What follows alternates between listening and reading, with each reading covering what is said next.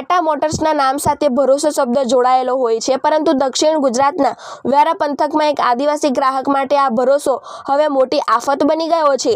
લાખો રૂપિયાના ખર્ચે ખરીદેલી નવી નક્કોર ગાડીએ ગ્રાહકને માત્ર એક જ વર્ષમાં રસ્તા પર લાવી દીધા હોવાની ચોંકાવનારી ઘટના સામે આવી છે।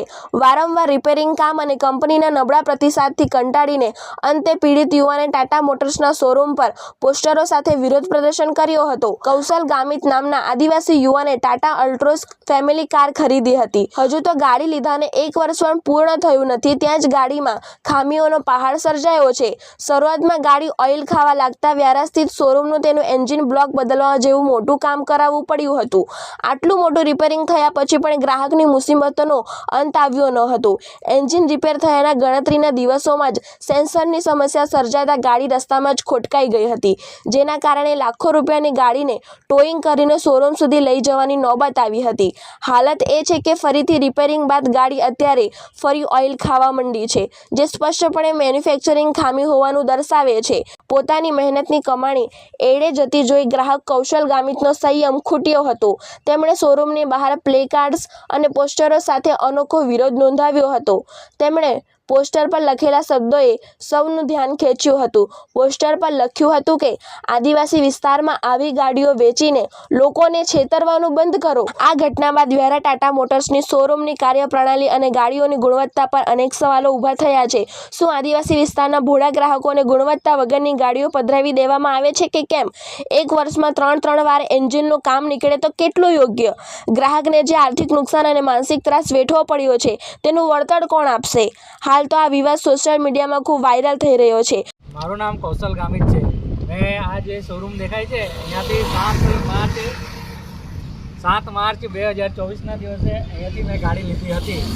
ત્યારબાદ સ્ટાર્ટિંગ હોય આપણે 7000માં 200 ml ઓઇલ ઓછું થયું હતું, એ લોકોએ ટોપઅપ કરીને આપ્યું। ત્યારબાદ 12022 કિલોમીટર પર માત્ર 1.5 લીટર ઓઇલ હતું એન્જિનમાં।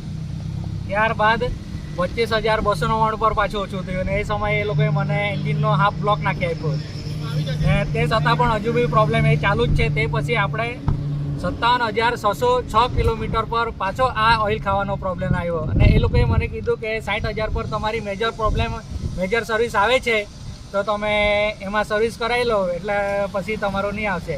પણ ત્યારબાદ મારું એન્જિનનું ઇન્ડિકેટર આવવાનું ચાલુ થઈ ગયું અને એન્જિનનું ઇન્ડિકેટર બાદ મેં 3 થી 4 દિવસ આ શોરૂમના મુલાકાત લીધી। ત્યારબાદ એ લોકોએ 1/4/2024ના રોજ સેન્સર એ લોકોએ મને નાખી આપ્યું અને ત્યારના 2 દિવસ બાદ મારે 3જી તારીખે મહારાજ જવાનું હતું। ત્યાં એન્જિનમાં ઇન્ડિકેટર આવ્યું અને ગાડી દબાણમાં ચાલતી હતી અને ઝટકા ખાતી હતી। જો ધારો કે એ સમયે આગ લાગે ને મારા પરિવારને થયું તો જિમ્મેદાર કોણ? એટલે મારી હવે આ લોકો પર એક જ માંગણી છે, કાં તો મારું રિફંડ આપો કાં તો મને કાર રિપ્લેસમેન્ટમાં આપો। હવે તો એ લોકો ધમકી આપે છે કે ભાઈ અમે કાર રિપ્લેસમેન્ટ કરવાના નથી ને હું 2 દિવસથી આ પોસ્ટરો લઈને હું ધરણા પર બેઠો છું અત્યારે। તો મને કહેવામાં આવે છે કે ભાઈ તમે ધરણા પર નહીં બેસી શકો અત્યારે, એમ કે પોલીસને બોલાવે તો કંઈ નહીં, પોલીસને બોલાવી લો। જો મારા ન્યાય માગવા માટે મારે પોલીસ સ્ટેશન બી જવું પડતું હોય કે પોલીસમાં બી જવું પડતું હોય તો હું જવા માટે તૈયાર છું। પણ મારી માંગણી હવે એ જ છે કે મને કાર રિપ્લેસમેન્ટમાં આપો અથવા મારા પૈસા વાપસ આપો। આપણા આદિવાસી વિસ્તારમાં આ લોકો ડિફોલ્ટ ગાડી વેચે છે એવું મને લાગી રહ્યું છે। પહેલાં બી આવું બધું ઘણા કસ્ટમરો જોડે થઈ ગયું છે, પણ ઘણા કસ્ટમરો આવતા નહીં। મારી વિનંતી છે કે ભાઈ તમે ગાડી વેચો છો તો પછી ગ્રાહકને પૂરી પોતાની જવાબદારીથી પોતાનું એમ રિપ્લેસમેન્ટ કરવાની બી તાકાત રાખો કે ખરાબ ગાડી આવી છે તો।